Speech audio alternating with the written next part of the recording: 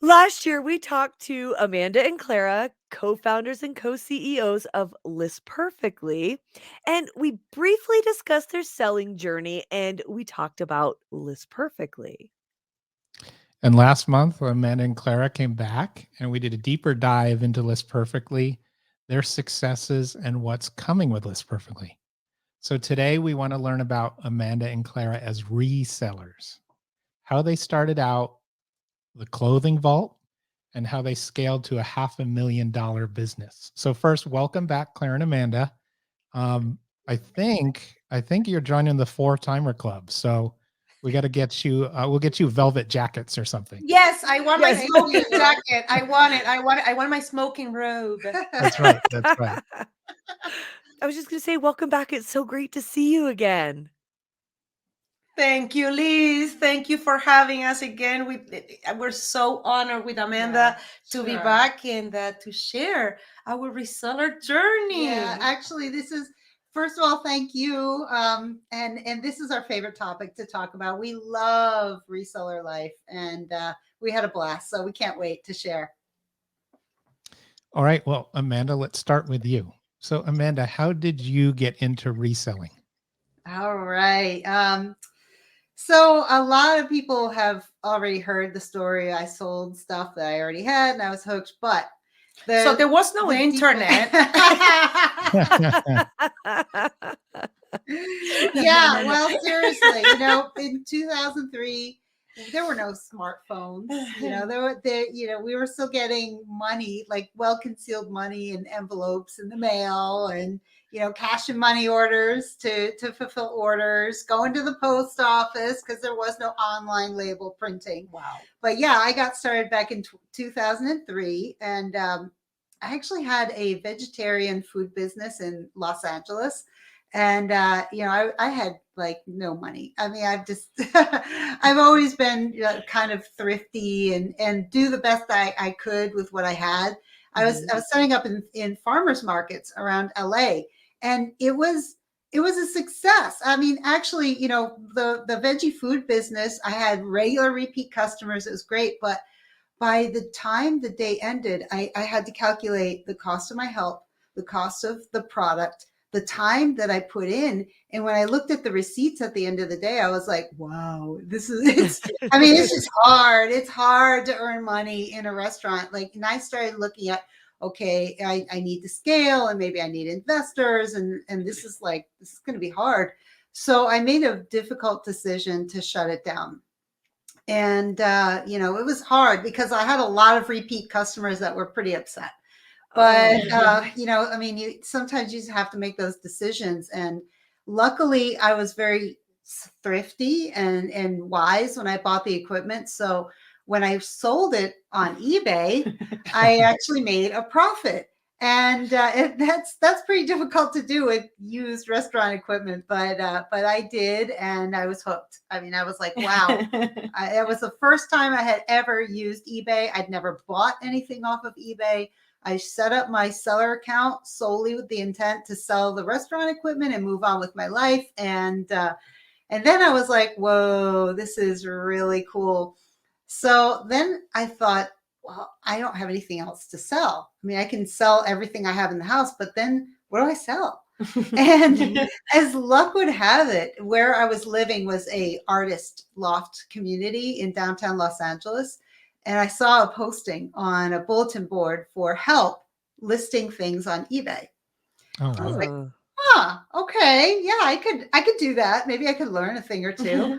So I helped another person in the community put their stuff on eBay, and then soon I learned all about the vintage clothing niche. I had no idea that was even a thing in 2003. That vintage was so hot. I mean, it's been hot since, I mean, forever, right? But Yeah. really, it took off in the 90s when the Levi's Big E craze started happening, especially in Japan. Japan really kind of kickstarted the whole vintage thing.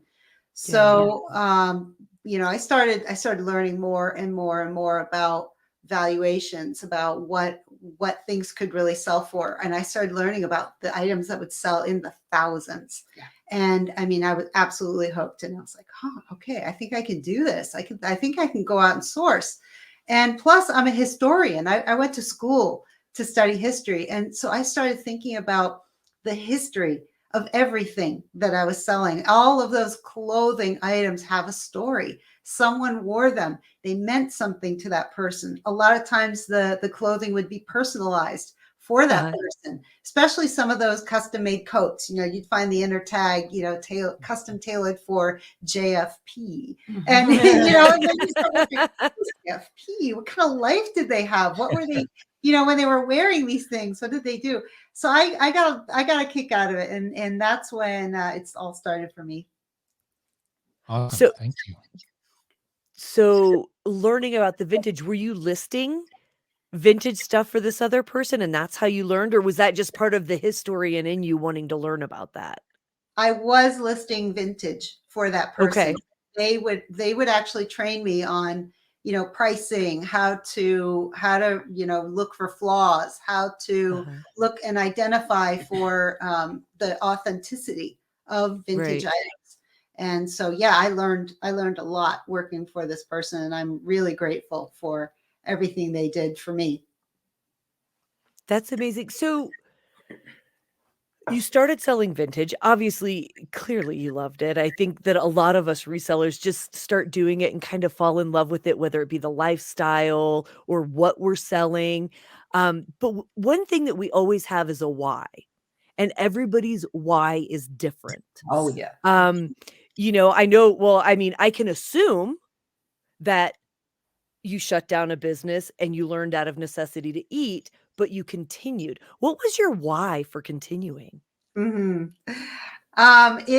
So if we rewind before the food business, I had worked a very grueling corporate job for 8 years. And, it was one of those jobs where I was very loyal to, I was always responsive. And I think I just, I think that in the corporate world, the more you give, the more they take, and the more they want to take. And my personality is, a giver. And so it was hard for me. Corporate life was not easy. So I got burned out.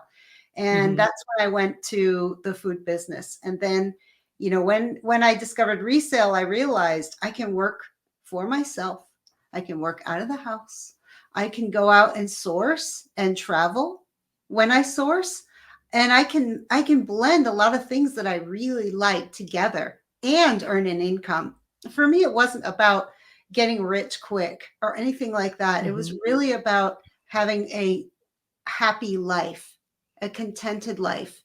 And, I think that as when I would go and I'd travel, I would always make a point to do something fun, just something unique. If I was sourcing around a beach, I would go to the beach and maybe get a coffee and take a walk, and just, it was a lot of therapeutic activity along with resale. And that's what really was my why. That's what became my why, and still is, if I think about reseller life. And so, Clara, how did you get into reselling? Was it Amanda's famous quote, "There's room in e-commerce for everybody"? And we've heard, but we love the sweater story. So if you could tell that too, we'd love it. Well, I would say commerce found me through Amanda. I was at that time, was back in 2008. I did banking for 10 years. I found myself very empty on an industry that was very cold, not doing the right thing. I was rewarded for what I did ethically, and they gave me a beautiful severance package. So here I am, literally getting paid a lot of money just to be at home. I'm happy, and I'm just seeing my opportunities, right? I meet Amanda socially, right? And me, I can make the walls talk, right? Like, hi, I'm Clara. What's your name? I'm typical, I still had that, I don't know, maybe banker, or whatever personality. I'm like, what do you do for a living? And then she tells me eBay seller. And out of ignorance, I'm like, oh, but and I'm like, oh, poor thing. Okay, here, I'll buy you a beer. It was like, so it was like when I met her, it was just, I thought, okay, that it was a very, she was thrifty, but by choice. And then she tells me something that changed my life. Yeah, I just came back from Europe, from traveling with my mom for 2 months, and that was incredible. So I'm barely gonna start again reselling online, and I'm like, it's gonna be hard, so I gotta start sourcing again. And she starts telling me all these things, and I'm like, what? So at that time, the only business that I didn't analyze carefully was e-commerce. Back in the day when I was doing banking, there was no commercial lending. Commercial lending divisions were just for big corporations. They were not Right. even thought, not even 1% for small businesses. So I would do the loans out of home equity lines of credit or refinances. I had to go and convince underwriters, okay, let's say Colorado Rewarn, okay, well, Mhm. it would be the right product, to give an infusion of liquid cash, and this is what you're going to be doing with it, blah, blah, blah, right? So I remember I never had a chance to see an eBay. I saw a lot of people with their websites, okay, it was too early for me, right? But then she comes with eBay, where eBay is taking all the responsibility, okay, of returns, checkouts, everything. So I was like, this is idea. I had no idea. I never even bought anything on eBay. And then she tells me, she's smiling, and I did a barbecue, and she came with her laptop to my house. At that time was 13 years ago. Okay, 13. Mhm.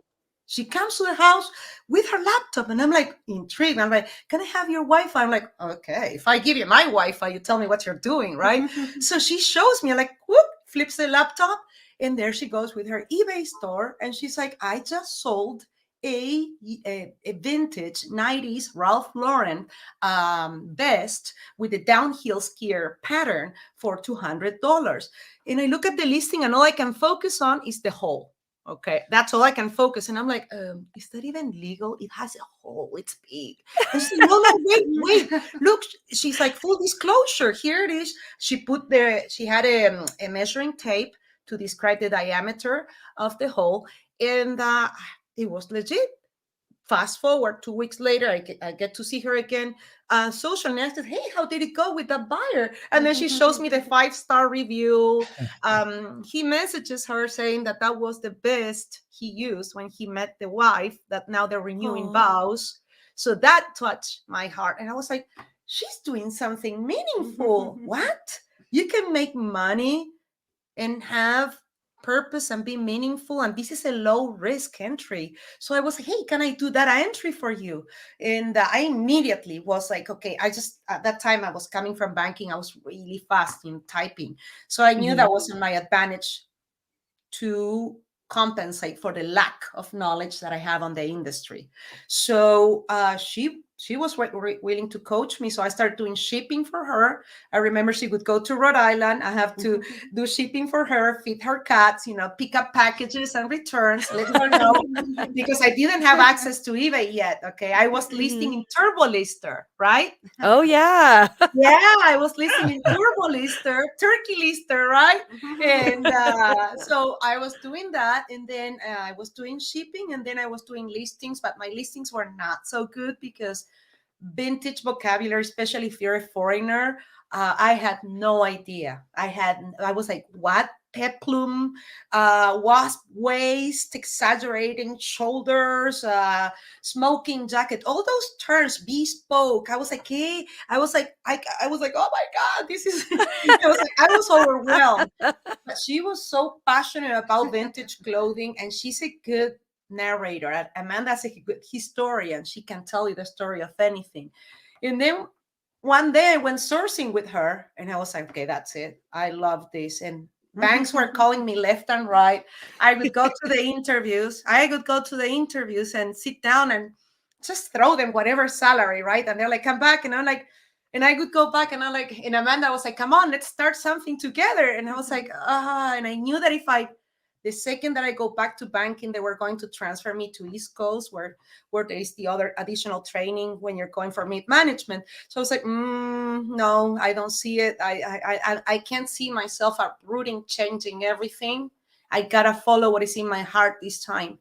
And that's how it started. And then she told me, Clara, don't worry. When she started to show me eBay, her eBay store, and managing her eBay store, then of course I got like, someone else has this product, what do we do? And she's like, don't worry. E-commerce is big enough for all of us. And that changed my life. Wow. So 2 things that came out of that for me. Number 1 that I love is, oh, poor eBay seller. And so you said that's 2006, right? 2008, 2009. So 2009.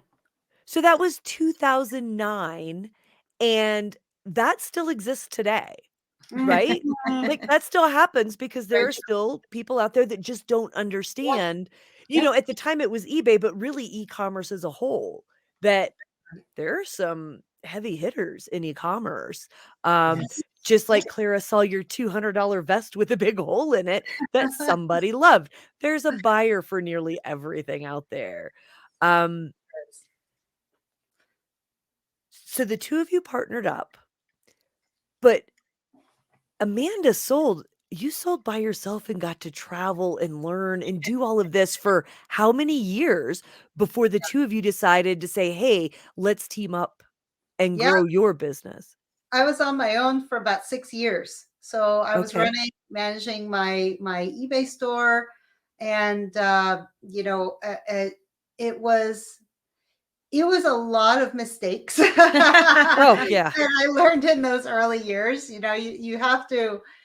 I think that's natural, and no matter what you do, right? Even in careers, like we could go to college to become a specialized career and get out and make mistakes. I mean, it's just that is the nature of learning something new, especially in an industry that's always changing. But yeah, I would buy. Sometimes I would take a risk on things and it didn't work out, or Mhm. sometimes I would switch my shipping labels and things would wind up in the wrong customer's house. And Mhm. it was Guilty. it Yeah. happens. So yeah, I think that those 6 years, I really had to decide what kind of business I wanted to run. Mhm. uh, and there's no one business model that's going to work for everyone, especially in resale, right? Everybody has their own way of doing things, and which is perfectly fine. But I think you could kind of sum it up to you either are okay with selling fewer items that maybe make a higher profit than selling volume, where you'll probably still make a really good profit, but it means a lot more inventory. It means a lot more storage. It means possibly hiring employees. It means a lot of customer contacts, a lot of order management. It's just, it's for me, I boiled it down to what's going to work best for me. It's going to be either of those choices. And I was really looking for a more stress-free way to travel and enjoy my life. So I realized that, okay, I've got to learn as much as I can and sell my items, sell really unique items for the highest profit that I possibly can. And so I focused on that and just that. And so because I was on my own and I really wasn't interested in having a big, infrastructure around me. Right.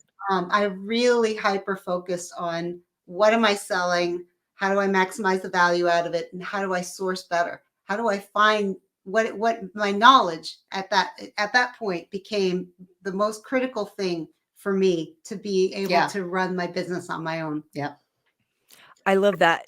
And then you did that by yourself, met Clara, said, "Okay, yeah, come list for me." You were able to teach her because of your knowledge, and then you created eventually, I wanna get into, so I'll just ask, so the Clothing Vault, that was your company that you created together. Tell us how that came about and the Clothing Vault story. Oh, I love it. So Amanda had a store called Studio 217. You got to understand, she's a native Iber, okay? Amanda had zero branding, okay? She had, I'll never forget, she had a website that wasn't even complete, okay? That would just reroute you to eBay, okay? But everything was incomplete. Typical, like most of us bears, we don't do much branding, right? So versus other, I believe versus other audiences, from other marketplaces. In For me, it was like, okay, we gotta have a new name. Hey, I don't want to hurt your feelings. She was like, okay, flexible, no problem. Here come I come structure. Typical. I was a lawyer as well, so I wanted to do the trademarks, of the names and so forth.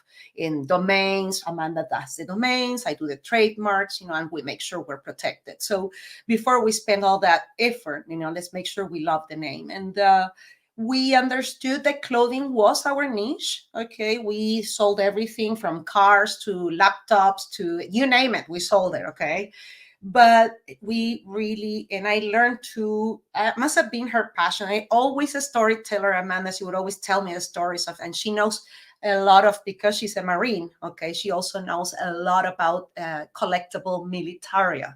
And that was incredible to learn from her. And I got hooked up on that. It was just something that I really enjoyed. And she knew all the places where to go and get sourcing done. And was just finding a name that was related to clothing. And then at the same time, at that time, everybody told us that we should have a niche like socks or t-shirts or something. And we're like, no, we're going to do it just clothing, okay? Because we're doing men's and women's. We didn't even go by gender. We wanted to be, just because our audience was so diverse. And I noticed that my audience is buying vintage 70s was like anybody from young men or women. And they were buying international. So for me was to find something that implied safety. I wanted something that was safety, that we're having whatever we're having, it's safe here, and we just for you, we're holding it for you. And I don't know, and then we found this name that literally we must have been like 3 months debating with names. No, it was a good 9 months. 9 months. 9 months. I mean, it took a long time to find the name that we both agreed on. In the meantime, we were buying at that time. In the meantime, imagine this is 13 years ago. That's when they opened to buy websites. So in the meantime, the ones that we didn't like, we still buying. We bought so many websites. I don't even know how many .coms we own. Okay, the clothing built, the hat bolt, winter vintage, you name it, we own it. Okay, so it was an incredible journey. We really felt it. We had no money to hire a designer. We've had it, but we were very thrifty. Very thrifty me. Amanda is thrifting at living. I'm thrifty with the business. Every cent has to, I want it accountable. Every cent has to give me 10 cents or 20 cents back. That's how I'm always thinking. And then she's like, okay, I'm going to make this happen. So she made some photocopies. She makes some designs on Word or whatever. And then she prints it out. Okay. And then we're overlapping. I know, no. And that's how we made this. This is it. We made it ourselves at home. No designer. We didn't change it. We still have the website. The logo is the same. We have the social media channels. We have Instagram. We have Pinterest. We have a Facebook business page. But we also wanted it to look a little homey, because that's the demographic we appeal to. Yeah. Right. If you're a vintage seller and you come across too slick, it's like, ooh, are you selling? What are you selling? So we actually wanted a little bit of a homey image, and we were totally fine with like a homemade logo, and it was good. But we made it really big. I mean, we would actually go thrifting with these Oh yeah.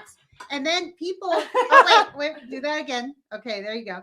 Theclothingvault.com. Because people would always ask us, what's the clothing vault?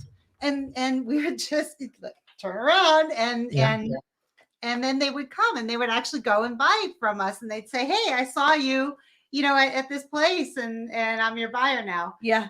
So, we were always blasting everything everywhere. Yep. I love it. I love the story behind the name too. Like, and it shows. I look at the logo and I look at the font and I look at, what's bolded, and it really sticks out, right? Um, and it's gonna be timeless. The Thank clothing you. vault. Yes, Yeah. that's what we wanted. Awesome. That's what, and generic enough for any age, race, I don't know, graphic location. That was important to be all inclusive. Mhm. And I love the term homey, and I love that you said all inclusive, and I love the stripped down nature, almost minimalist. Yes. So part of the idea was you had and Clara, you've said this many times, a stripped down website, but beautiful listings. So talk about that for a minute. So we had our first channel was eBay. We did eBay, I think, exclusively just for a couple of years, and like any other seller, after any listageddon, okay, or turbo listing crashing after you've been working on the listing for 20 minutes, right? Because we're doing like a 3 pieces vintage men's suit. Imagine, okay, I'm taking all the measurements, the suit, the pants, everything, and okay. So after crying enough, and trying to grow on eBay, we noticed that we were capped no matter how much. And I was waking up at 3 a.m. and I type fast. And we noticed we're capped. So she comes with the first version of List Perfectly. She came with like 700 templates. We noticed that templating was the way to do it. She made me a way to access Word templates very easy, very well indexed. So that was the first step to move towards a idea of we need to expand and we need to get another channel. So what shall we do? Okay, that's it. And we started to dream right then and there. We should move next to Etsy because we're vintage sellers, right? And then I was like, well, since we're gonna be doing Etsy, I would love to have Instagram. Instagram is the future, and I'm gonna connect my Etsy. I connected right away with Pinterest. Right away, I saw that one coming. You can see my boards on Pinterest. I had so much traction on Pinterest. It was free. And as you're listing on Etsy, all you have to do is that's it. That's a little slider, and goes there. So hold on, and then one second, Okay. and then that's how we realized, she already had a website for Studio 217.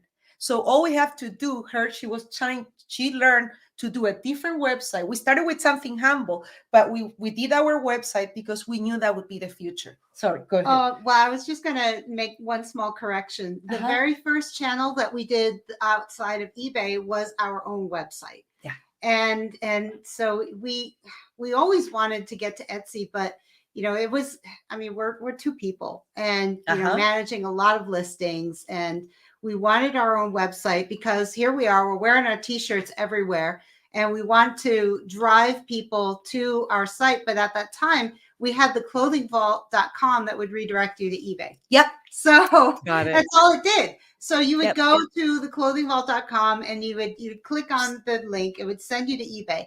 So then we said, okay, no, we went through a few, like she said, listageddons. And honestly, this comes from experience. Like when someone says just, hey, focus on one channel. Well, when we did that for many years, and we got burned several times because we did that. Yeah. We didn't have listing backups. Things would crash. It was just, and then rebuilding. I mean, especially the listings that we did, we put a lot of quality and time and effort into our listings because, again, we're trying to get the most value out of every listing. Yeah. And, to even lose one listing is devastating. We didn't even want to lose one, not one listing. So we just said, okay, you know what? If we have our own website, everything's going to be backed up there. Yep. So that's the first channel that we worked on was our own website and our branding. And so we really did a lot of research on SEO.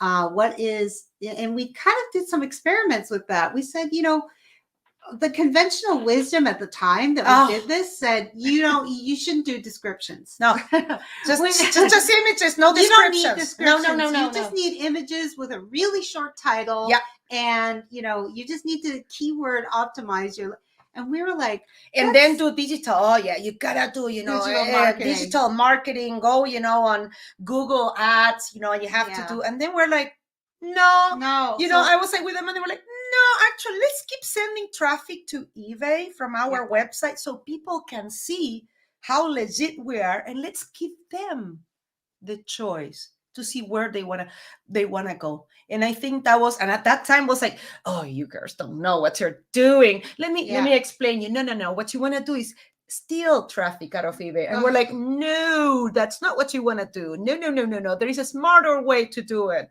Yeah. So what we would do is we actually put a lot more emphasis on the description, more so than any of the advisors would ever tell us to do. We went against conventional wisdom.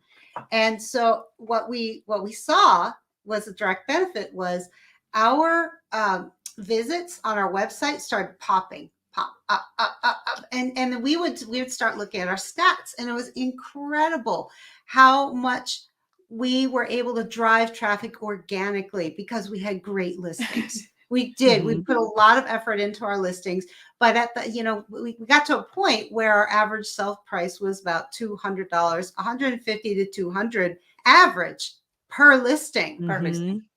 And so it warranted putting that extra time, and I totally get it. It doesn't work for every business model. Like if you're doing volume, doesn't make a lot of sense. But we wanted to prove that you can have an ugly website, okay, with a homemade logo, with pristine listings, incredible images, still supporting, but incredible narrative with a very clean and professionally format. You can still go and see the what I'm using on the clothing ball, www.theclothingbowl.com. The listings that you see is the pro plan of List Perfectly right now. Back then was List Clothing, or as I called it, the first version, the Mandy Lister. So that's how we started, creating just a lister for the website. And then Amanda built the integrations for other channels. So what I'm hearing a lot is, your listings, you did the research. This was years ago. You did the research on your own, and you proved exactly what you set out to prove. And just to clarify, like, because you did a rich, detailed item description doesn't mean that you threw a bunch of words together to meet some quota. You made sure that those words mattered. You were describing your listings,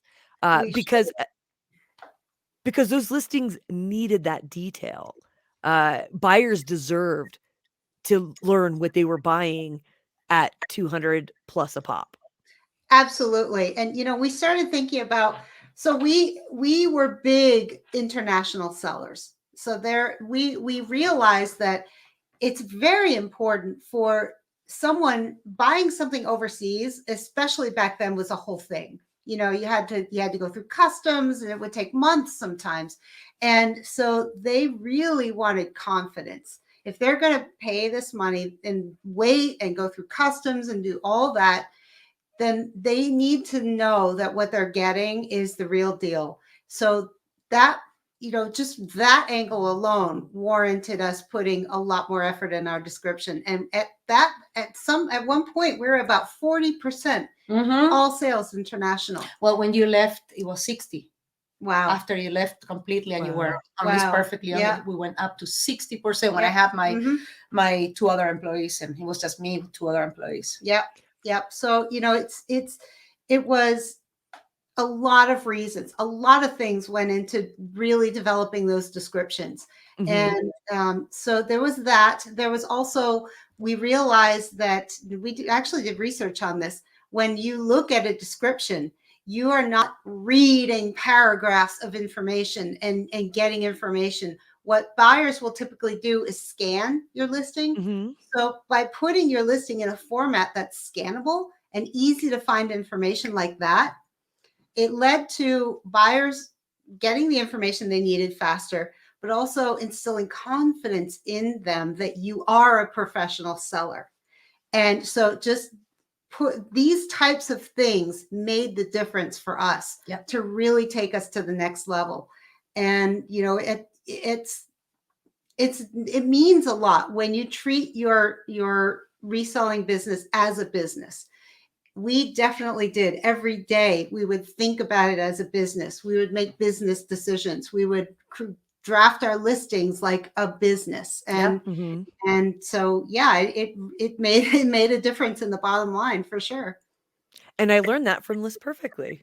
Seriously, because I mean, you shared that information when I signed up and joined the pro plan, and I appreciate that. Um, so yeah, it's not just throwing words into a No, description. No. But going back to something Clara just said something. She said it was me and 2 listers. So clearly at one point the clothing vault grew. Um, at one time, I'm just gonna assume that you felt the need to scale the business because it was the 2 of you, you were doing all of this research. Clara said something about listers. This is a loaded question, but what process did you go through to grow the clothing vault? Like, to fill us in between doing it between the 2 of you and scaling. Yeah, absolutely. That's the part that I really like and enjoy. And I think this is the part that Amanda and I were very different, but this is when we see eye to eye and it just flows. That's very important. Okay. Whether you're alone or you're partnering up, if you guys are not in the same page to grow a business, don't do it. You have to be on the same page. And it's not about just saying it, it's about doing it and executing. So we both knew she wanted to grow by creating something that will make the listing process less painful. I wanted to grow the business to make it extremely profitable and prove everybody wrong. And I wanted to prove that I can do $500,000 by reselling vintage clothing and with an ugly website. It was for me like, look here, I want to destroy the stereotypes, okay, that we were painted by the current tendencies. And that was important for me. And that's how we were able to join forces with Amanda to grow the business and think strategically. Everything was thought strategically. So the first step when you're growing your business is to get the process. Okay. So they always say people, process, product, right? So you want to make sure, okay, that you know how to source your product, because once you start growing, the demand grows. You got to keep listing. That's the number one thing to grow your business. So you got to understand how you got to measure yourself, okay, how much you're capable of doing normally on an average, and you measure yourself monthly, weekly, and so forth, and be realistic with the listings. And then you average on weekly basis how many listings you can do natively, and then how many you're cross posting. Then what you want to think about is, once you thought about the process, you got that idea down of the product, how you're going to be sourcing, because those are two big problems that you got to really put a lot of thought about it. Okay. You have to plan. You have to have a plan A, B, C, D, and contingency always. Okay. Who is going to be the number one person you're going to be sourcing from? Who is going to be the second if that person can't see you or doesn't have anything you have? Who's going to be the other option? And now then we have the contingency, which could be a state sale or whatever it takes, to find your product, right? So the other thing that we had to was people. That's the hardest part, and that's the most expensive. Okay. So to those of you resellers that you're hiring or you're thinking of hiring overhead for growing your reselling business, please make sure, don't be pinching pennies and get the right software. Overhead is very expensive. It's the most expensive cost when you're growing your business. That's it. Okay. Because inventory, if you're smart, and you're doing the right thing with the flipping and the ratios and the profits, okay, it's not going to be costing you, okay, a loss. Actually, it's an investment. Having it or store on a shelf, maybe it didn't sell because you have a bad listing, but you still have the asset, right? You still have the asset. So when you have people, that's a whole different thing. Let's say that they did a batch of 100 listings, that they're all having their same misspelling, the same error. It's just brutal for your business. So you have to have the right tools. And we couldn't find one with Amanda. We couldn't find one. So yeah. Well, I want to go back to the people part, right? And yeah, I mean, I didn't mean to cut you off. I'm sure you were going to say please, we couldn't find a tool, so we built it. No. Yeah, But I just want to share a little bit about how, we went about finding people, because yes, eventually Yeah. we did have people. And what we would do is this is before community, right? This is before Right. there was an active reseller community out there with, advice sharing. Like there was, at that time, there was eBay community boards, but it was a lot of, it wasn't a lot of real valuable information. It was much more chit chat and banter. But so Mhm. when we wanted to hire people, it wasn't like you had a lot of experienced online sellers out there that you could just hire to be your VA. So we had to put out ads. So we put out an advertisement for data entry, and we created a system to where we would put items in bins, and so the bin contents would range, because we would pay by the bin, but we wouldn't want to overload you with like 100 t-shirts in a bin and then pay the same as like 20 coats in a bin. So we'd Right. mix up the bin so it was equitable. We knew how much time it would take to list each item, and we would have the person come over and give them a little training session. This is how we list, and this is how we photo, and this is typically what we do when we take measurements. And we would kind of like get a sense of them and how they worked. So we'd send them home. They'd come back with a bin, and most of the time, initially, the listings were terrible, so we'd have to retrain. And so we just keep doing this process until we found that they made consistently good listings. But it took time, and that's the investment of time and overhead. We also experimented with getting storage units. And what we Okay. found with that was that if you keep all of your inventory in a storage unit, and then somebody has a question at 10 at night, because we would check in our shop at 10 at night, and let's see if there are any questions, anything that we can answer. I'm not going to get in the car and go to the storage unit to pull the item and get that specific information. So Right. we realized that, okay, let's see if we can keep the inventory closer to home. So we had it at the ready to just go grab the item, get the information, answer the question. So we did a lot of modification to our houses, and just to But keep that's the why- inventory close. But that's why we left. That Yeah. was one of the reasons we moved out of California. Unfortunately, at that time, square footage in California was extremely more expensive than Phoenix. Now it's pretty much the same. But at that time, 8 years ago, okay, when we started thinking of we really have to hyper grow the clothing vault, we realized, no, we need a bigger garage. We had almost 5,000 listings active on all platforms. So we needed like a 2-car garage and a big office. And that's how we ended up coming here to Phoenix. Mhm. Quick question. I have a lot of quick questions. Sorry, because I'm like, at what point did you know?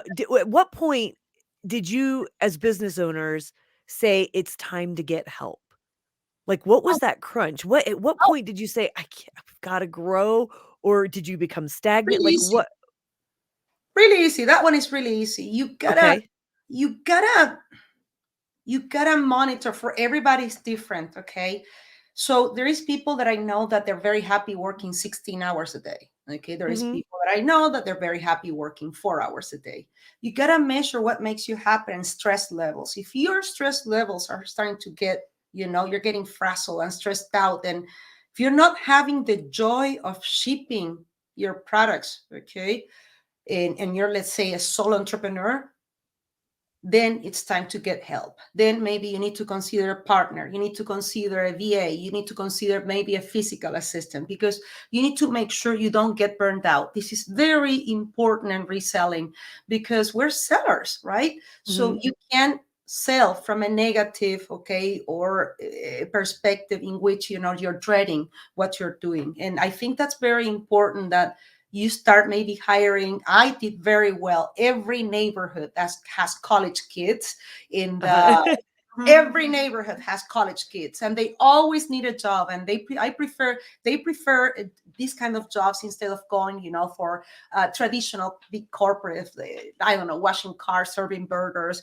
cashier, right? So for me, it was very easy to find around my neighborhood help, and then we tested part-time and see how it goes.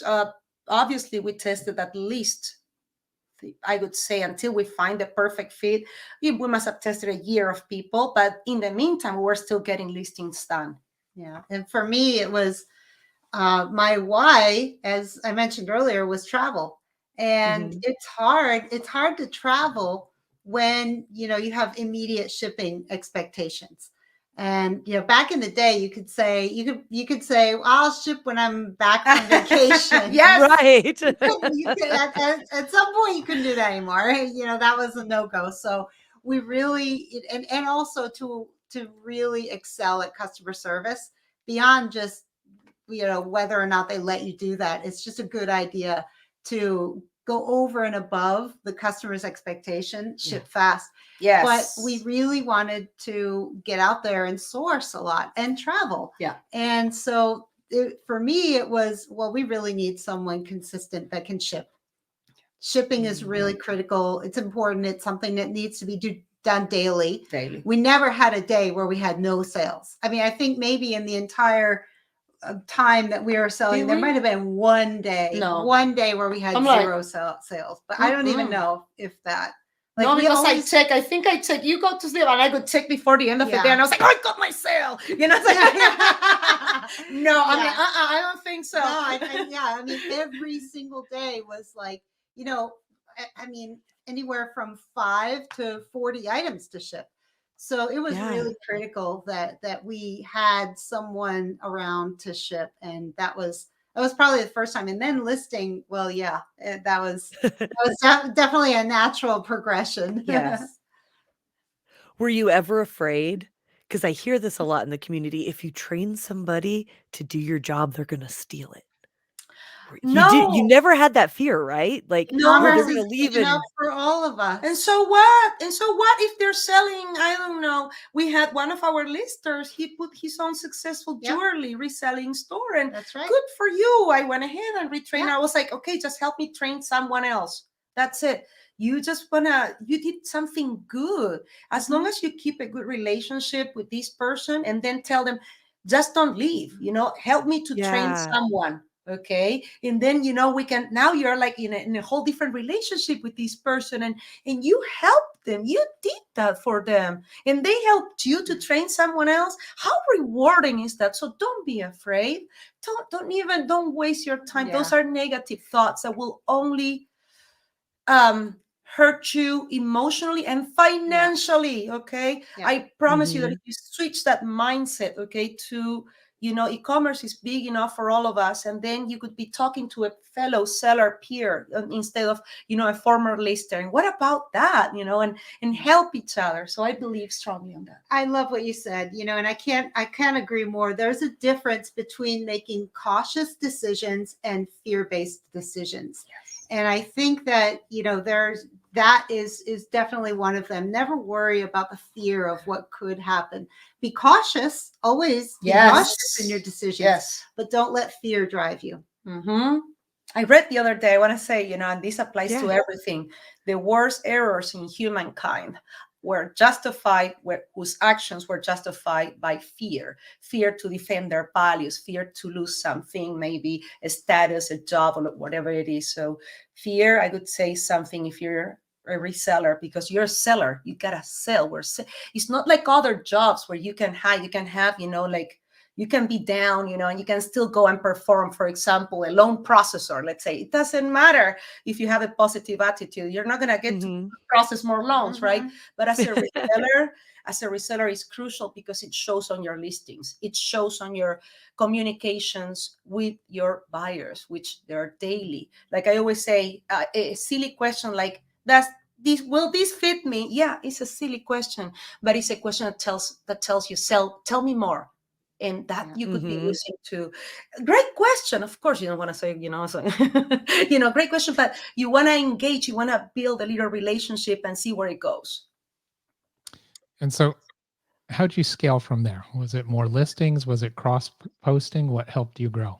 Every little thing that we did, like for example, creating an inventory system that worked for us, which is key Yeah. because as soon as you have somebody shipping for you, they need to know where to find the item. I mean, I can't tell you how many times we'd be like, like sourcing somewhere or doing something fun. And ring, ring. I can't find it. It's not there. It's not where you said it is. I mean, And I would be like, oh, dry cleaner. Oh, I left it in the, I don't know, it's in the other, I don't know, I call it the prep room, where we have a room where before we go and take the pictures, we have a room for different rooms or everything. Yeah. So we put so much thought into everything we did. And so what we ultimately did was we had a complex inventory system where some things most of our items would be hanging on a rack. Yeah. And everything had a unique ID. Every item, nothing was the same SKU. We Alphanumeric code, so it was short. Nothing was beyond four characters, letters and numbers. Because if it gets too long, it's you're dizzy reading all those digits. So we had 4 alphanumeric combinations, which gave us, I think I calculated, it gave us like 60,000 listings capable of in one group. And so I was like, yeah, we could do millions with this system. We're going to be fine. So most of the items were hanging, but then some sensitive items that you don't want to put on hanger and leave there, we would wrap up and we would put in bins. So we would append every 4-character thing with bin or shelf or long if the item was like really long and wouldn't fit on our regular rack. So then we had a system where even in the bins, because everything was a unique ID, we would do inventory on a regular basis. And so we would be able to tell the oldest items in the oldest bins. And we kept it that way because we wanted to see, okay, this bin is really old. These are some dated listings. And, as we would do inventory, we would rejuvenate. And that's when we would do some delisting, relisting. Only at that time, only during inventory. We would find things that fell out of inventory and the listings were just gone. And we'd have to redo them. It happens. Yes. So, just being consistent, thinking about your process, thinking about what type of inventory system, works for you. For us, that's what our inventory system looked like. And it worked. It was very effective. We had, once we really got a handle on our inventory, it was just a lot easier to manage finding things, doing inventory, managing other people that were going in and doing shipping for us. So little things like that made a difference. And every day I would try to do a little research and learn something new, so that I would be more prepared for my sourcing the next day. Because how many times have we gone sourcing and we just leave money on the rack because we didn't know about it? And that I was always very acutely aware of, that the difference is going to be my knowledge. And so always constantly improving knowledge, keeping up with marketplace policies. Things change. One day you can sell something and then the next you can't, and suddenly you're violating policy. Keeping up with these things, keeping current, never staying stagnant, never doing things the same way all the time, and just keeping everything fresh. I love that. So I saw, our listeners cannot see Doug's face, but I can see a little bubble over his head going, I need to change my inventory system to alphanumeric. And we're 1, 2, 3, 4. Then we're 1, 2, 3, 4. I'm going to call it the Mandy decimal system. I love it. I love it. Now, what I like is I'm watching the two of you, and I watch when one's speaking, the other is thinking back and like remembering. It's very interesting to see. I was the one that I was so upset at her because I love reselling life so much, but she was always up to something bigger. I'm like, can't you just be happy? We're doing so good. We're doing so good. Let's just keep it, and then we're like, okay, no, we can't keep this for ourselves. The advantage was just the system that we create, everything that we had, like, this is really working. And then I decided to grow the credit capacity of the clothing vault. So then I go with the clothing vault, to the banks, and banks are like, what? And they go and see my website, right? And they gave me, I remember, just because I'm a former employee, they gave me a credit card for $2,000. Of course, I knew how to grow the credit, right? But that was like an insult, okay? For a business line of credit, that's an insult, okay? Like literally. And then nowadays, it's like, I don't know, it has like $100,000 on credit capacity, but we just start growing the clothing vault in so many different aspects that it could always on the big picture, looking at the big picture and looking at the future and looking at as an umbrella for all the platforms that we would be listing and selling in, right? Yeah, absolutely. Just always growing, improving knowledge, and I think that you just improve your systems over time. Like when we would source, we started incorporating multiple sources of sources. Yes. We would not only do thrift shopping, we would go to wholesalers, we would go all over the place. And when we did thrift shopping, we had our system down so perfectly that we could get in and out of a thrift store in under 15 minutes, get what we need checking to do, out, get to the next one. And we would do 15 or 20 stores in one day. So we get it all done. And then, then we had more time to do other things. But, in our heyday, we were pulling like thousands and thousands of merchandise just from that one day. Yeah. So I was traveling when I was alone with the clothing vault, and Amanda was just dedicating herself to the other business, and I have to support everything myself. I was traveling 3 times a month to Los Angeles, and I was doing only my wholesalers. I would leave at 3 a.m. here, arrive around kind of like 7:30, 8 to my wholesalers, and I make sure, I always, even my wholesalers, they knew I would buy in volume, and I would have first pick on everything, and then just come back. At least I could buy per trip, I would buy 300 to 500 items.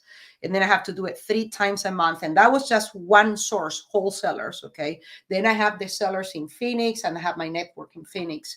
And I have to make sure I have my dry cleaner ready. I have my lady to do the alterations. I have the pile of stuff that had flaws, and that we have to make a decision whether it was going to be listed as is, or we were going to do a bundle, or which channel we're going to forecast it. And one thing that I want to brag about, we were the first ones to do social marketing with as a reseller. You can go and see it on Instagram. Okay. When I started to list also on Instagram, because I saw the possibility, it was incredible. I started to found wholesalers on Instagram. At that time I was like, wait, what? I was like, and at that time there was no way that you could buy stuff on Instagram, but you would be like, wait. And I started to found, and I was like, I could call them and just start tracking. So then I was like, okay, let me see, I'm gonna start listing here on Instagram, and I would get questions. So that helped my website. So that changed my life forever. Like Pinterest changed forever. The way I did Etsy, for me, Instagram and Facebook business pages changed forever. The way I promoted organically the Clothing Vault website. Yeah, and I think Pinterest is still an underrated resource for sellers. And that was a real game changer when it came around, with the fact that you could click through links from posts early on. So that probably, helped you too. And I love that you building these relationships, your sourcing relationships, going in and having these relationships where you get the first choice. But, that's a key to scaling too. Crucial. Absolutely. You have to, the relationship that you build, whether it's a Goodwill, whether it's a thrift store, or the relationships that you build with the people you're sourcing with. You can't be fake. Don't be fake. You gotta be super natural. Don't be flaunting your money. If you have a lot of money, let's say you have $10,000 to invest, don't be flaunting it, okay? Because you gotta get the best deal, okay? My budget, for example, was literally, I was going with 10,000. That was it, So, but I would never let them know. And always, you gotta add value, if they're proposing you a bundle, for certain things, okay, you have always the right to counter offer, okay? And that's important. Never just, and they like it. Our, whether it's, obviously thrift stores are different, okay? I'm talking about wholesalers or people when you're in a flea market, okay, that you have to negotiate, or maybe, I don't know, dealers or whatever, you're getting maybe a bundle deal. And that's something that we did very good with Amanda. Yeah, she We was took- very good. But I do want to point out how good you were with also respecting Oh yeah. the people that we're buying from, because you never want to be that person that just wants to nickel and dime everyone. And honestly, she would make it a pleasure for the seller of the item as well as for us. It was always a win-win for both parties, and I think that's important to keep in mind. Yep. And I would ask him, hey, are you happy? And even though I got a good deal, right, I would be like, and I would make sure, I just touching respectfully on the shoulder, hey, are you happy? Are you sure? I want to make sure you always are happy when I come back. I want to make sure your employees, I always treated even the janitor, okay, of the building, okay, you treat them like the CEO of your wholesaler. And that, because they're watching you, they have cameras all over. And that, go figure, that the person that was the janitor, I'll never forget, was the cousin of the owner of the wholesaler. And that's what they love me. They love me. And I was alone, because at the end I was alone. There was no Amanda when I was supporting everything. I was alone with two college kids and just trying to support 3 businesses. It was intense. So I got to stop before Liz hops in. So I don't know. I've gone sourcing with Liz, and I've seen this. It's like, she'll walk in a place, and it's like, I don't know if you remember the show Cheers, where the guy walked in the bar, Norm, but Liz will walk into a place, and everybody knows who she is, and she's like, "How's your mom? Tell your sister I said hello." Yes. That has been one of my most valuable assets. There you go. And I think that it helps because that is just my personality, and I feel that, Clara, that's just your personality too. And I love that the two of you just took your strong suits. You knew that Clara was really good at that. So she would drive the 5 hours to go sourcing, and Amanda was holding the fort. I mean, not saying that you're not good at that. Please don't put words into my mouth. No. But you find your strengths. Yes. And you put them first. Yeah, that's right. That's right. And you let that person shine. And their weaknesses, so you got their back. Yes. You got their back, like, for example, I'm an extremely early morning person. At that time, Amanda wasn't a morning person. Nope. So for me, waking up at 3 a.m., okay, and going to sourcing, okay, to Los Angeles, the most dangerous part was the driving. The rest was just, oh my God, adrenaline. You know how it is when we're sourcing. It's adrenaline. Oh my God, your hands are sweating, right? And you're looking for that. Come on, we all love that. And then for Amanda, I can't imagine, because she had to wake up like at 5 a.m., start taking classes, of coding classes. So for me, it was like, that's the least I could do for what she's doing. So we complement each other. And she knew that I was exhausted when I was coming. So she would wait for me. I would come the same day at midnight. I would arrive, and then she would bring in all the clothing, because at that time the garage was full of clothing. We had no garage.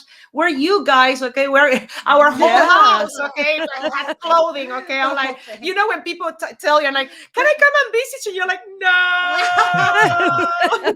Not that I'm a hoarder. No. Right.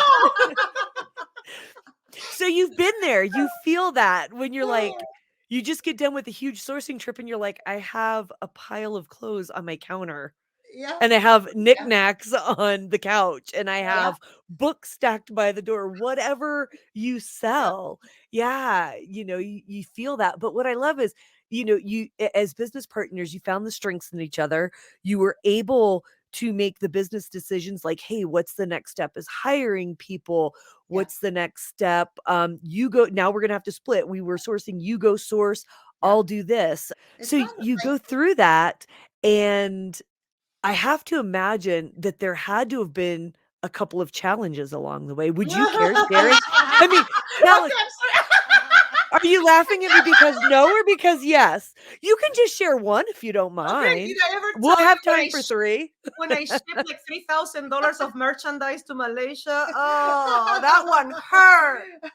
That one hurt. And I shipped it Yeah. express USPS. Of course, they open it, charge back, and I was like, my merchandise, my Oh, money. no. So those are Yeah. website, having your website, you're your own boss. There is no Yeah. eBay to protect you. Nobody's gonna come and Yeah. do a fraud protection against you. Nobody's, reviewing the credentials of the buyer. And at that time, we were, like I said, by the time Amanda left the business, I was, she's there, but right, she's busy with other stuff. So it was 60% of my products going international. So I didn't. It just slipped. It just slipped from me. And, it was my employees. I forgot to tell them, do not ship to Malaysia. I should have checked what they were shipping that day. I was busy sourcing. I got excited. And, it's learning the balance as you have new Absolutely. hires or employees. You got to nurture them with the knowledge, because we were hiring people that don't have the reselling experience. When you have the right software, you don't have to train them. And that was important. I'm not interested in teaching you e-commerce and the whole thing. That's it. Your job is to take measurements, give a basic description of what you're listing, weight the product, right? And then mark with tape if you find any flaws. And that was important for me to make sure that overhead, okay, the people that I have on my reselling business are working effectively with the right tools so we can maximize their time. Their time is very valuable, it's very expensive. Yeah. Mhm. And gosh knows, I would get sometimes way too excited about buying, a lot of something only to get home and just find, oh, this has been altered. This is, I see, oh, this is so wrong. A No, return. this is counterfeit. This is not authentic. The Oh, counterfeits.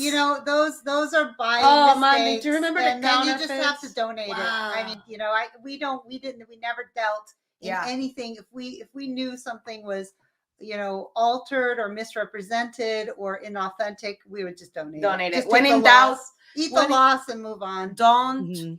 and this goes, guys, when in doubt, don't list it. Don't list it. Mhm. Don't, in Spanish we say, don't look for the fifth paw of a cat. It's like, yes, you might be able to find it, but you might be able to find the cat with 5 legs, but no, just don't risk it. It's not worth it, especially when you're making over 6 digits per channel. Imagine losing one channel. No. Yeah. No. It's that the risk, weigh the risk versus the reward.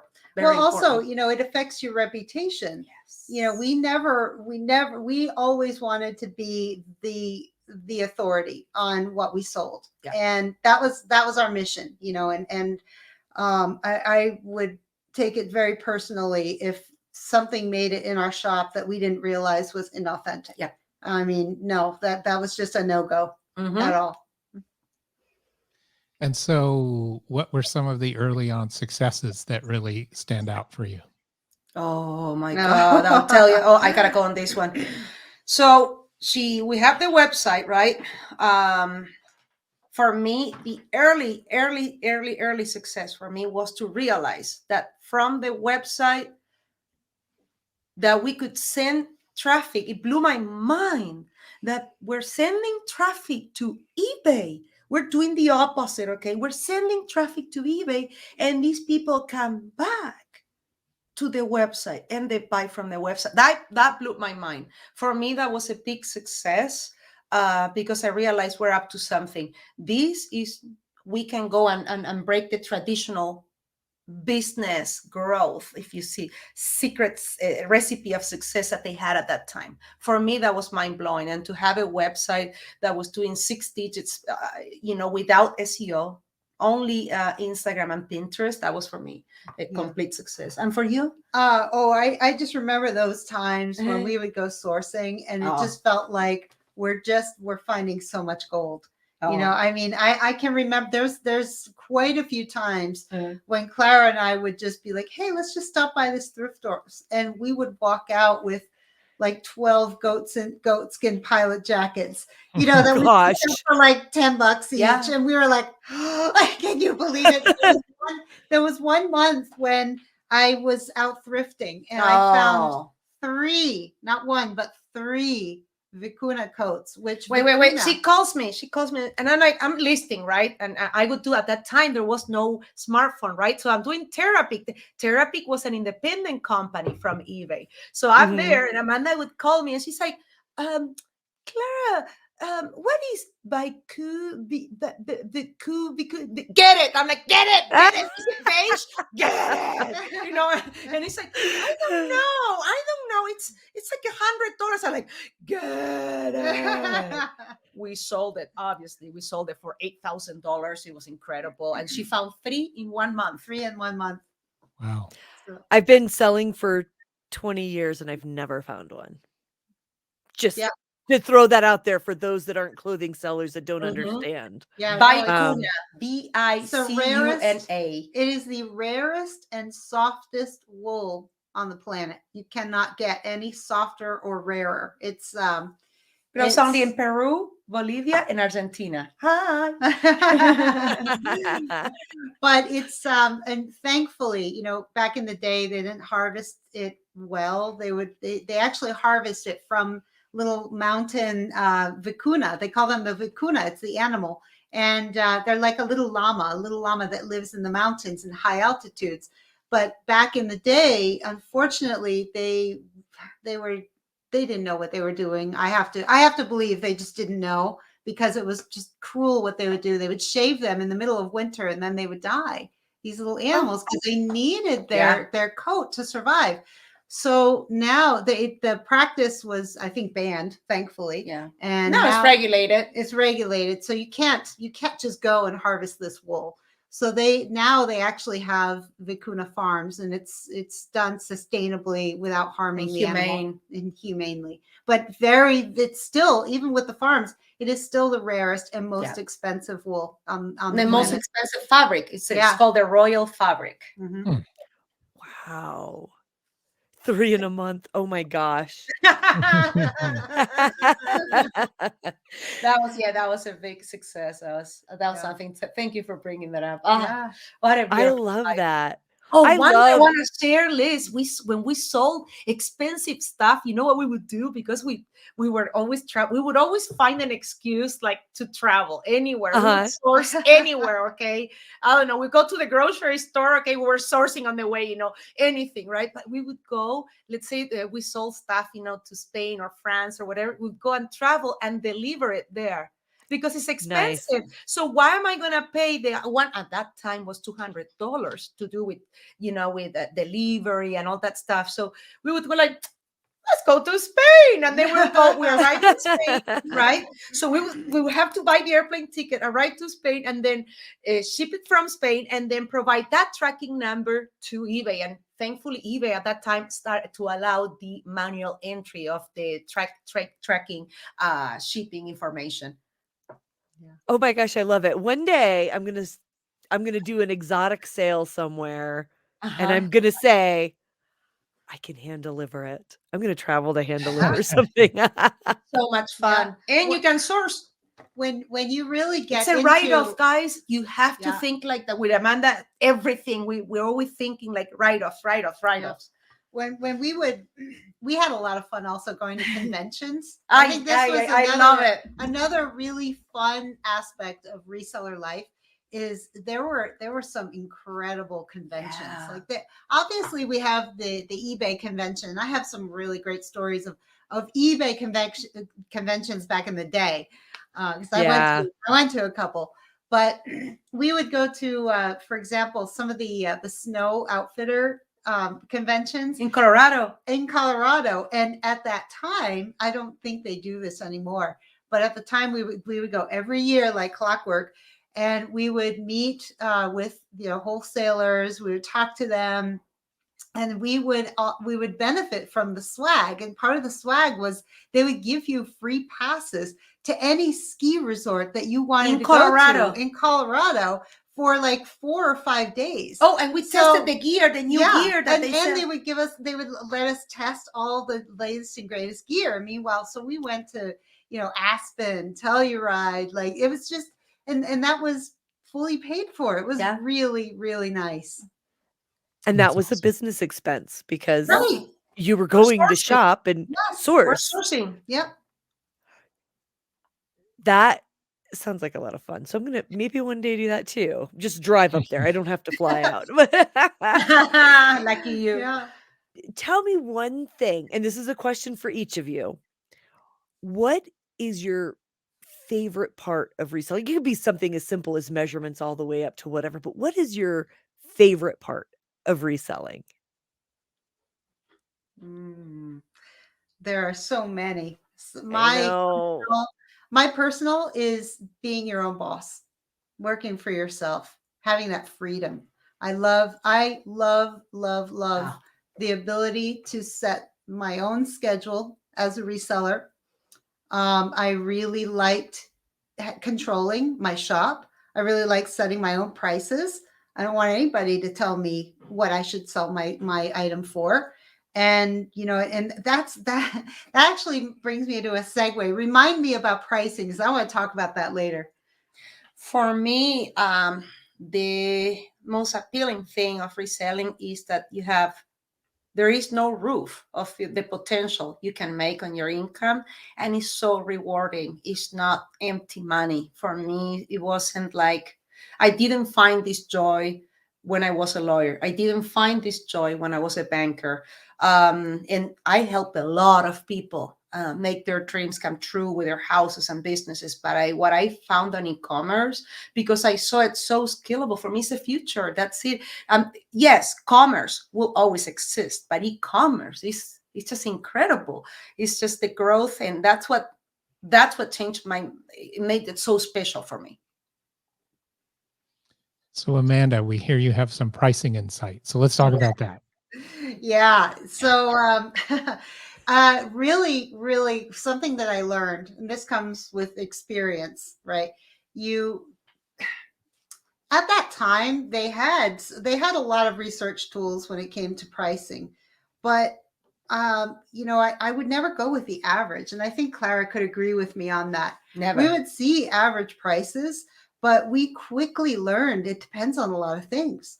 And you can't just take pricing advice at face value. Yeah. So especially in our category, we learned that your price depends on the size of the item, the condition of the item, especially with vintage, depends on the color. There are so many things that can change a price for the exact same item from the one that you have.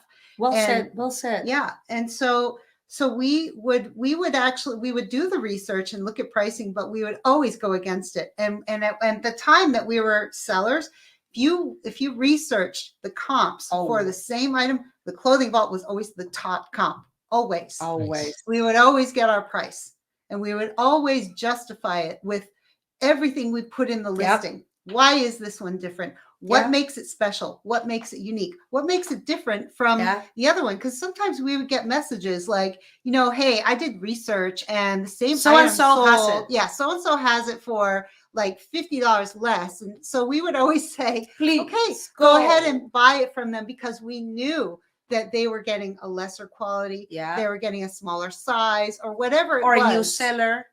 I mean, if there were so many things that go into pricing. So just be careful about how you price items, and never feel a pressure to race to the bottom and slash your prices and keep slashing your prices. Honestly, that's the death of sellers. It is, you have to value your time. And if you're going to pick something to sell, if you took the time to pick that item and say, I want to sell this online, make the most of that opportunity.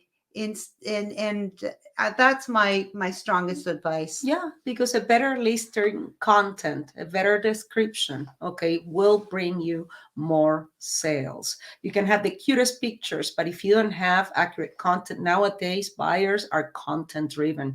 They want to make sure you did your work on describing the product. If you're gonna price it high, they're willing to pay the extra money, but give them the data. They want to understand what they're buying and specific additional details. That's very important. Well said, because we never went with the average, never. And what is most important, if you use a pricing tool, sometimes the pricing tool doesn't know that maybe, I don't know, Ariana Grande, okay, just wore that shirt. And somehow, okay, that shirt now, which was a $7 shirt that you were selling, now that shirt is like literally $3,000. And if you have a lot of five, imagine, don't even get me started, because that's the part, if someone is so desperate to buy from you, and they love your product, you don't need to drop your prices so much. The product is good. Yeah. I'm so glad you said that, because seasonality also plays a part in it. What about that? You could get a pricing data from, let's say, March, end of season, but it come December and the price shoots up by at least four times. So seasonality matters. So it's very important to just not take pricing advice at face value. It's a complex thing. A lot goes into it, and just be cautious with that when you price your items. I think we manage our time so effectively that we made sure that listing, images, measurement, everything that was not essential to the business growth of the clothing vault was not done by us. So we were sourcing, we were keeping an eye on margins and profits. We were keeping an eye, on best practices, best process. So that's how we were able to become very effective and saving time and being very, very, sometimes I see people, I don't mind, I'll just do it manually. And I'm like, oh, it's more time you could be using to gain knowledge, like she said, about better sourcing. You could be calling new people to see new opportunities, or maybe you can try a new product, or maybe you can open a second store with a different name. Okay, if you're selling clothing, why don't you go and try selling, I don't know, lampshades? Okay, let's say that maybe you want to. We have even a List Perfectly customer that she stopped reselling on eBay, I believe, and now she's let's say hardwoods or clothing, and now she's doing candies, and she loves doing that, and she's selling online on her website candy, and she's so happy, and she's still using List Perfectly to cross-post her candy. I love it, so it's just make sure you're experimenting with whatever makes you happy. Believe in the product you're selling. Yes, do keep an eye on your profit, but you gotta believe in what you sell, right? Absolutely. I love that the research is not face value. Like it's so much, pricing is complex. And one thing that I heard a long time ago that really, and when I count my items, like if I can't, I just take a glance. Most of it I don't, but you can't get $100 for an item if you don't ask $100 for an item. Yeah. I mean, if you're on the fence, price it higher and see what happens. Are you getting views? Are you getting impressions? Are you getting, and especially in the market where there's so many one-offs. Yeah. Oh, you just like you sold.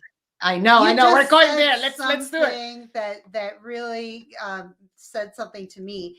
I'll never forget when we had a philosophy that, you'd see sellers, hey, my item isn't selling, let me mark it down. You even had marketplaces telling you, hey, your item will sell faster if you reduce the price. And we were always like, no.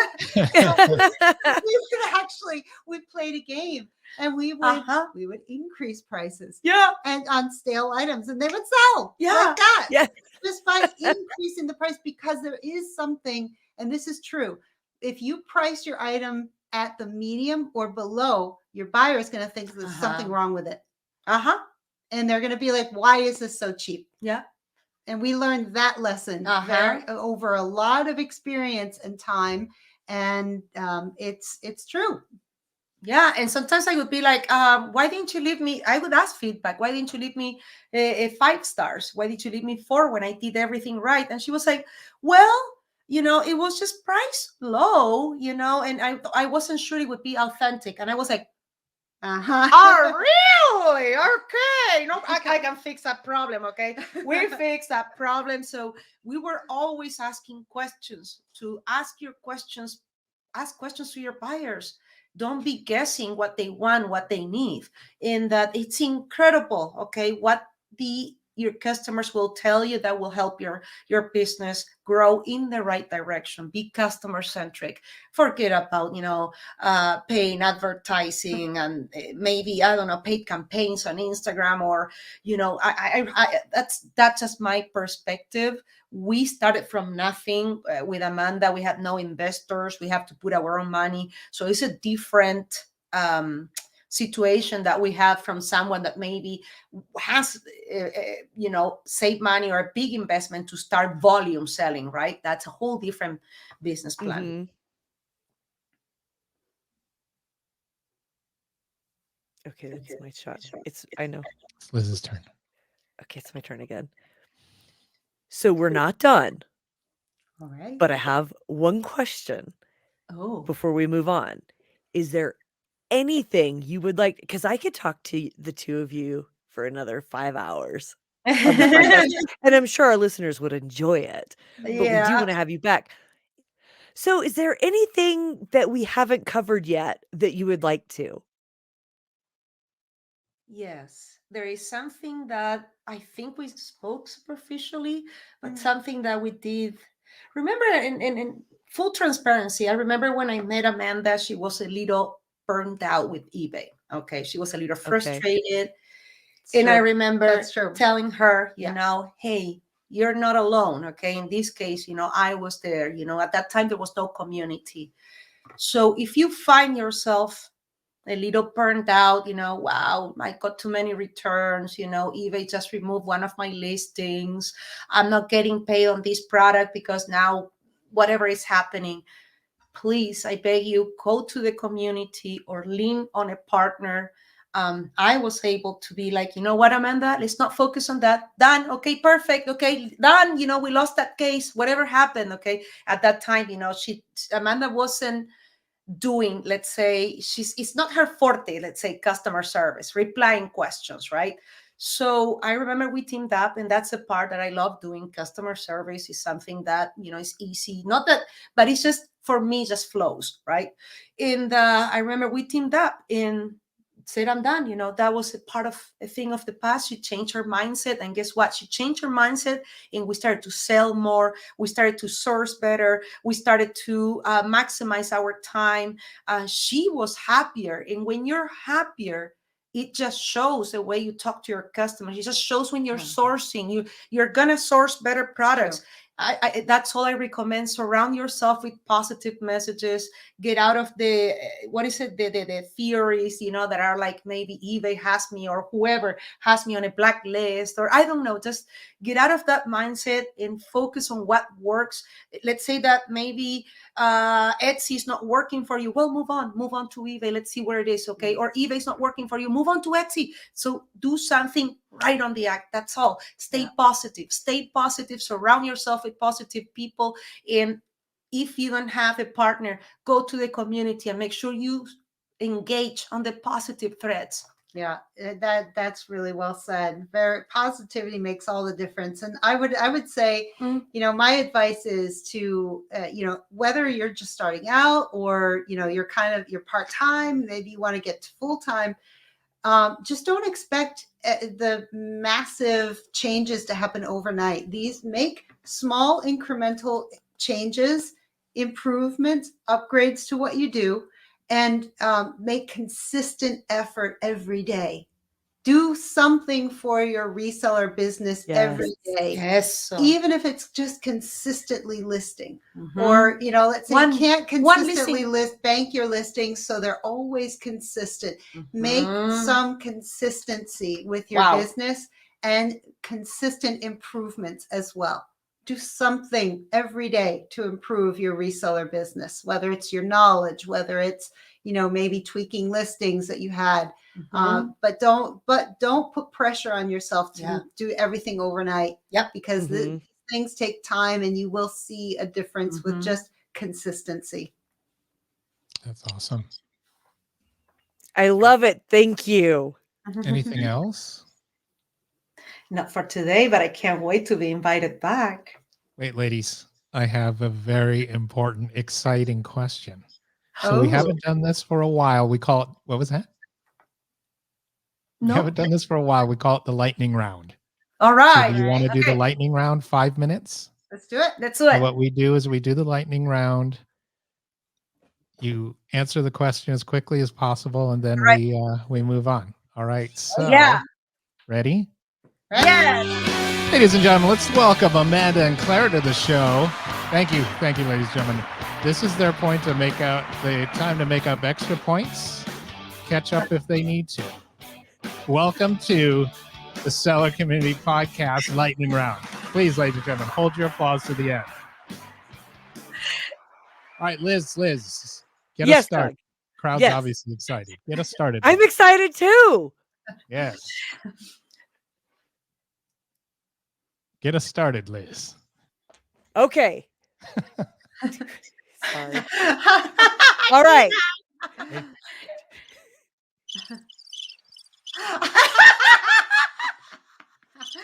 Kenai is not All right. amused at your antics. Hi, Um, Kenai. All right. What is your most favorite item that you've sold? My Kuna coat, $8,000. Amanda? Well, you know what? That's a good that if I'm going to pick my favorite, my second favorite is that we would always have these Mats Larson's Swedish Oh. coats. They're really heavy. I mean, I think they weigh 100 pounds, and so they're made in Sweden. They're World War II, and we had a few of those gems, all leather, horse hide. Very nice. Yeah. Even the canvas ones. Would Bruce sell well. Willis wore it in Yeah. 12 Monkeys. Yeah. Bruce Willis on Oh. 12 Monkeys. So people go see the images, Google it. Okay. If you find one of those, at that time, we were selling them for $2,000, $3,000. Wow. It's a good coat. Yeah. The crowd likes it too. It's an excellent choice. All right, for each of you, what's the most memorable item you sold? Oh, for me is 30 items from Ralph Lauren. I couldn't believe that I was shipping it to New York to the headquarters of Ralph Lauren. Wow. And they bought the most exclusive vintage on that order. It's just, I cannot tell you one because that changed. I was like, it was the best thing. Unforgettable for me. Well, of course, for me, it's your mom's coat. Oh. You sold your mom's coat, and Thank you. I didn't even why know. would you go there? I know, but I didn't even know at the time the symbolism of it and what it meant to you, because you were so nonchalant about it. And it was only later that I found out how hard that was for you. But doing that made all the difference in the world. When we Thank you. there are moments that in our reselling journey that we definitely were struggling a little bit, trying to level up, trying to get to the next level. And that was one of those times that helped us through a really difficult time. And Thank you. so yeah, that was wonderful. Thank you. You got me there. That's a good one too. Well, we didn't How want do to I make you follow up with cry, that? but that's a nice story. We're going to push on because the two of you pushed on, Yeah. right? Yeah. Yeah. You did it. You overcame that struggle. Yep. What is the most expensive item you have sold?